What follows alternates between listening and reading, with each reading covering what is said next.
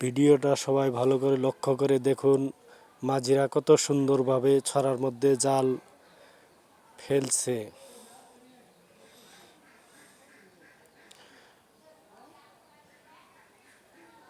আবার সেই জালগুলো টেনে তারা ঝাঁকছে মাছের অনুসন্ধানে।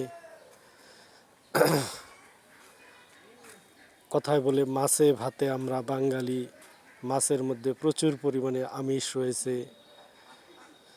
মাছ খেতে কোনো কৈফিয়ত নাই, মাছ যত বেশি খাওয়া যাবে তত ভালো। দেখেন ছড়ার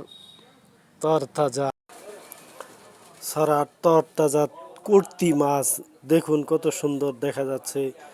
কর্তি মাছের চেহারা দেখলেই খাইতে ইচ্ছা করে। আসলে দেশি মাছ পাওয়া বড় দুষ্কর হয়ে দাঁড়িয়েছে। কারো মাছের প্রয়োজন হলে ছিটপাইকের ছড়া ছাইতনচলা ছড়ায় চলে আসুন। দুপুর 2টায় প্রতিদিন মাছ মারা হয়। ভিডিওটা বেশি বেশি শেয়ার করে দিবেন।